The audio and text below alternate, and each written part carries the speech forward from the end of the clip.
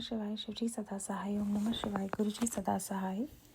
कैलाश संहिता का अध्याय 14 प्रणव के अर्थों का विवेचन। वामदेव जी बोले, भगवान षडानन, संपूर्ण विज्ञान में अमृत के सागर, समस्त देवताओं के स्वामी, महेश्वर पुत्र, प्रणतार्ती के भंजन कार्तिकेय, आपने कहा है कि प्रणव के 6 प्रकार के अर्थों का परिज्ञान अभिष्ट वस्तु को देने वाला है। ये 6 प्रकार के अर्थों का ज्ञान क्या है प्रभो? वे 6 प्रकार के अर्थ कौन कौन से हैं और उनका परिज्ञान क्या वस्तु है? उनके द्वारा प्रतिपाद्य वस्तु क्या है और उन अर्थों का परिज्ञान होने पर कौन सा फल मिलता है? पार्वती नंदन, मैंने जो जो बातें पूछी हैं उन सब का सम्यक रूप से वर्णन कीजिए।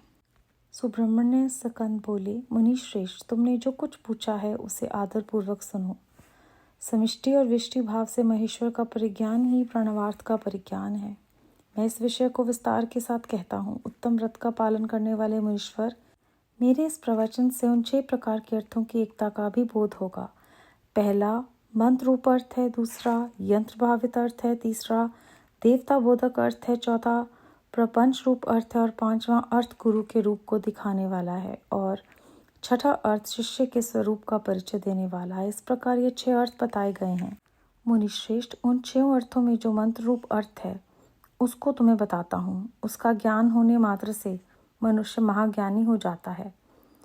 प्रणव में वेदों ने 5 अक्षर बताए हैं। पहला आदि स्वर अ, दूसरा 5वां स्वर उ, तीसरा पंचम वर्ग प्रवर्ग का अंतिम अक्षर म, उसके बाद चौथा अक्षर बिंदु और 5वां अक्षर नाद। इनके सिवा दूसरे वर्ण नहीं हैं। यह समिष्टि रूप वेदादि प्रणव कहा गया है। नाद सब अक्षरों की समिष्टि रूप है। बिंदु युक्त जो 4 अक्षर हैं वे विष्टि रूप से शिववाचक प्रणव में प्रतिष्ठित हैं। विद्वान, अब यंत्र रूप या यंत्र भवित अर्थ सुनो। वह यंत्र ही शिवलिंग रूप में स्थित है। सबसे नीचे पीठ अर्धा लिखें, उसके ऊपर पहला स्वर आकार लिखें, उसके ऊपर उकार अंकित करें और उससे भी ऊपर प्रवर्ग का अंतिम अक्षर मकार लिखें। मकार के ऊपर अनुस्वार और उसके भी ऊपर अर्धचंद्राकार नाद अंकित करें। इस तरह यंत्र के पूर्ण हो जाने पर साधक का संपूर्ण मनोरथ सिद्ध हो जाता है। इस प्रकार यंत्र लिखकर उसे प्रणव से ही वेष्टित करें। उस प्रणव से ही प्रकट होने वाले नाद के द्वारा नाद का अवसान समझे मुने। अब मैं देवता रूप तीसरे अर्थ को बताऊंगा जो सर्वत्र गूढ़ है। वामदेव, तुम्हारे स्नेहवश भगवान शंकर के द्वारा प्रतिपादित उस अर्थ में तुमसे वर्ण किया करता है। सद्योजात परबधामी, यहाँ से आरंभ करके सदा शिवोहम तक जो 5 मंत्र हैं, श्रुति ने प्रणव को इन सब का वाचक कहा है। इन्हें ब्रह्म रूपी 5 सूक्ष्म देवता समझना चाहिए। इन्हीं का शिव की मूर्ति के रूप में भी विस्तार पूर्वक वर्णन है। शिव का वाचक मंत्र शिव मूर्ति का भी वाचक है, क्योंकि मूर्ति और मूर्तिमान में अधिक भेद नहीं है। ईशान मुक्तोपेत, इस श्लोक से आरंभ करके पहले इन मंत्रों द्वारा शिव के विग्रह का प्रतिपादन किया जा चुका है। अब उनके 5 मुखों का वर्णन सुनो। पंचम मंत्र ईशान सर्वविद्या नाम को आदि मानकर वहाँ से लेकर ऊपर के सद्योजात मंत्र तक क्रमशः एक चक्र में अंकित करें। फिर सद्योजात से लेकर ईशान मंत्र तक क्रमशः उसी चक्र में अंकित करें। यही 5 भगवान शिव के 5 मुख बताए गए हैं। पुरुष से लेकर सद्योजात जो ब्रह्मरूप 4 मंत्र हैं, वे ही महेश्वर देव के चतुर्व्यूह पद पर प्रतिष्ठित हैं। ईशान मंत्र सद्योजात आदि 5 मंत्रों का समिष्ट रूप है। मुने, पुरुष से लेकर सद्योजात तक जो 4 मंत्र हैं वे ईशान देव के व्यष्टि रूप हैं।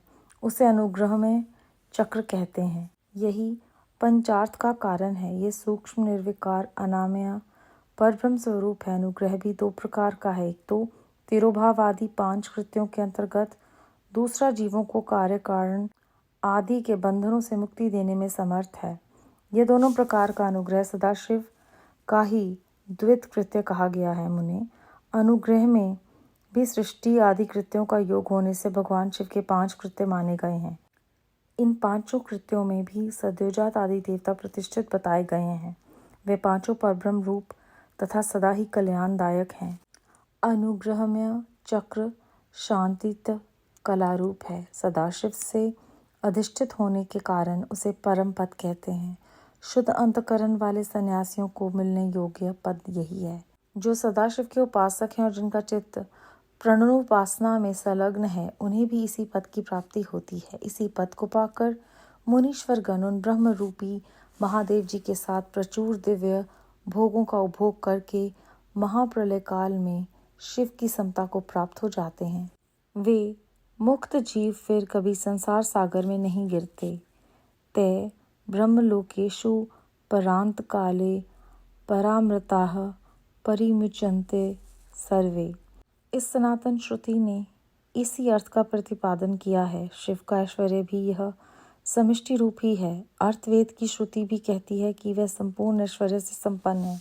संपूर्ण ऐश्वर्य प्रदान करने वाली शक्ति सदाशिव में ही बताई गई है। चमकाध्याय के पद से यह सूचित होता है कि शिव से बढ़कर दूसरा कोई पद नहीं है। ब्रह्मपंचक के विस्तार को ही प्रपंच कहते हैं। इन 5 ब्रह्म मूर्तियों से ही निवृत्ति आदि 5 कलाएं हुई हैं। वे सब की सब सूक्ष्म भूत स्वरूपिणी होने से कारण रूप में विख्यात हैं।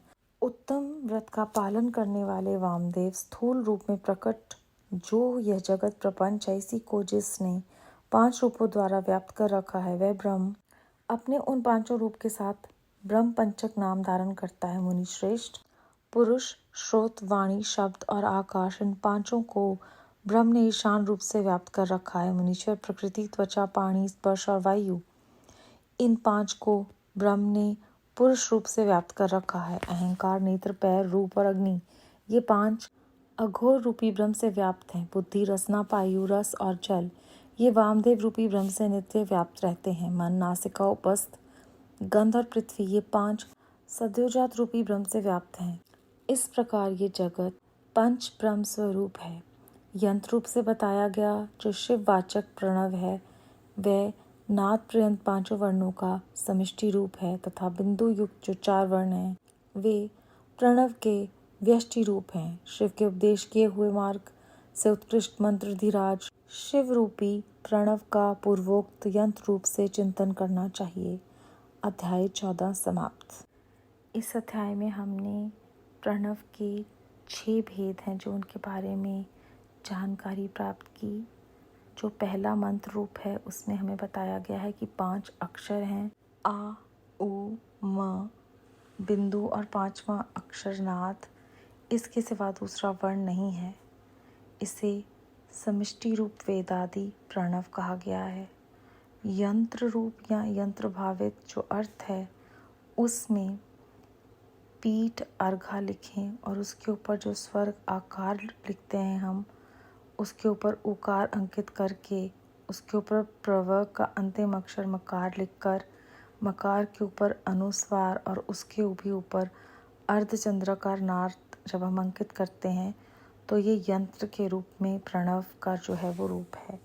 इसके बाद उन्होंने बताया है कि तीसरा देवता बोधक अर्थ है, जहाँ पे सद्योजात से लेकर ईशान 5 रूप में हम प्रणव का जो है वो अर्थ समझते हैं।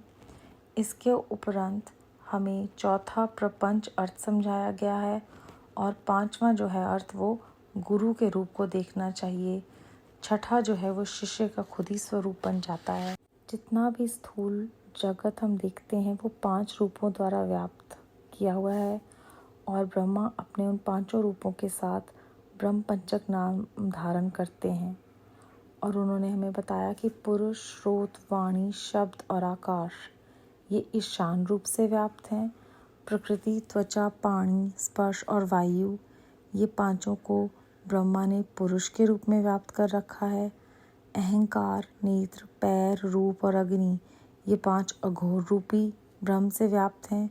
बुद्धि, रसना, पायु, रस और जल, ये वामदेव रूपी ब्रह्मा से नित्य व्याप्त रहते हैं। मन, नासिका, अपस्थ, गंध और पृथ्वी, ये सद्योजात रूपी ब्रह्मा से व्याप्त हैं। इस तरह जो सारा जगत है वो पंच ब्रह्म स्वरूप है और सब जो है वो शिव जी का ही रूप है। वह सब प्रणव के व्यष्टि रूप हैं। इसलिए हमें शिव जी की भक्ति को बढ़ाने वाले प्रणव रूप का चिंतन करना चाहिए। बेअंत बेअंत शुक्राना गुरु जी महाराज। ओम नमः शिवाय। शिव जी सदा सहाय। ओम नमः शिवाय। गुरु जी सदा सहाय।